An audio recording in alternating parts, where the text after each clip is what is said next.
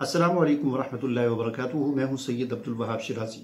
जादू नगरी और जिन्नात की दुनिया वीडियोस का ये सिलसिला हमारा जारी है और इस सिलसिले की एक और वीडियो लेकर आपके सामने हाजिर हुआ हूँ। नाज़रीन, जो आज की मेरी वीडियो है, इस वीडियो में मैं आपको सहर खमूल के हवाले से बताऊँगा। वीडियो नंबर 108 सहर तफरीक से मैंने एक सिलसिला शुरू किया हुआ है कि सहर की जो अक़साम हैं वो क्या क्या हैं, उनकी अलामात और उनका इलाज क्या है। इंशाल्लाह इन वीडियोस को देखकर आपके नॉलेज में इजाफ़ा होगा, आपके इल्म में इजाफ़ा होगा और आपको काफ़ी रहनुमाई मिलेगी और जेली पीर और जेली आमिल जो हैं उनके हथकंडों से आप जो है महफूज रहेंगे। अगर आप इन मसाइल के शिकार नहीं हैं तो फिर भी आप इन वीडियोस को देखें ताकि आप किसी दूसरे की भी रहनुमाई कर सकें और आपके इल्म में और नॉलेज में इजाफ़ा हो। सहर खमूल का मतलब यह है कि ऐसा जादू कि जो इंसान को सुस्ती और काहली में मुब्तला कर दे। इस जादू की अलामात इस तरह हैं कि मरीज़ जो होता है जिस पर ये जादू किया जाता है वो खलवत पसंद हो जाता है, तन्हाई को पसंद करता है, अकेला रहना पसंद करता है और ख़ुद गर्जी उसके अंदर बहुत ज़्यादा आ जाती है। मुकम्मल खामोशी इख्तियार कर लेता है, बहुत कम बातें करता है, ज़रूरत के वक़्त भी इतनी ख़ास बात नहीं करता। परेशान ख्याली जो है वो बहुत ज़्यादा हो जाती है, तरह तरह के ख्यालात ऐसे ख्यालात आते हैं जो उसे परेशान करते हैं।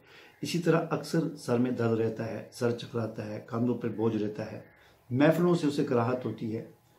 कहीं पर 2-4 बंदे इकट्ठे हैं, कोई शादी की महफिल है, कोई भी ऐसी जगहों पर जाने से वो कतराता है। हमेशा सुस्ती और काहली का उस पर गलबा रहता है, किसी काम को करने को दिल नहीं करता, सुस्ती रहती है, लेटा रहता है हर वक्त।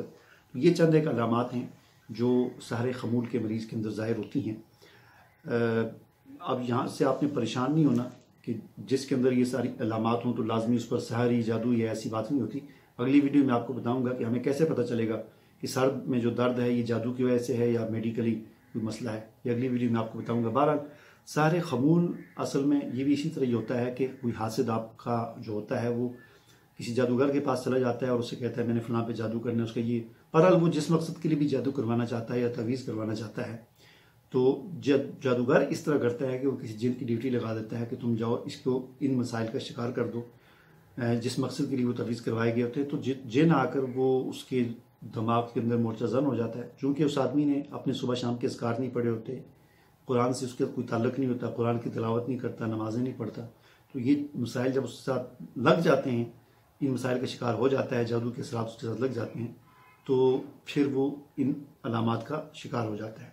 इसका इलाज क्या है? इसका इलाज वही है जो वीडियो नंबर 108 में सहर तफरीक की जो वीडियो है हमारी, उसके अंदर सहर तफरीक में मैंने ये सारी चीज़ें बता दी हैं।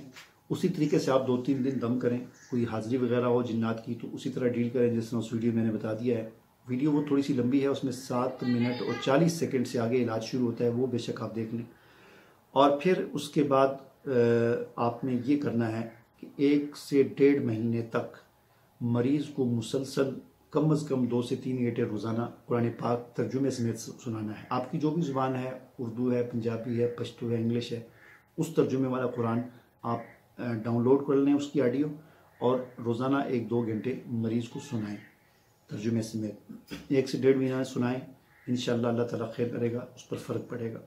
और कोशिश ये करें कि मरीज़ खुद भी पढ़ने की कोशिश करे, कुरान मजीद को तर्जुमे के साथ पढ़ने की कोशिश करे और अगर ना पढ़ सके तो दूसरे ये उसको सुनाएं और उसके अलावा सुबह शाम के अस्कार जो है उस पर दम करें और पानी पर भी दम करके उसे ये सुबह शाम के जो अस्कार हैं उसे पिलाते रहें। इंशाअल्लाह अल्लाह के फज़ल व करम से 1 से 1.5 महीने के अंदर, पहले तो बात यह है कि जल्दी हो जाएगा, नहीं तो 1 से 1.5 महीने के बाद वो ठीक हो जाएगा। जब ठीक हो जाए तो उसके बाद फिर वो एहतियात करे, फ़राइज़ की पाबंदी करे, नमाज रोज़ा ज़कात की पाबंदी करे, कुरान पाक की कसरत के साथ तिलावत करे और ख़ास तौर पर तर्जुमे के साथ कुरान मजीद की तिलावत करे। इंशाअल्लाह आइंदा ये कभी मसला नहीं होगा। मुझे इजाज़त दीजिए। अल्लाह हाफ़िज़।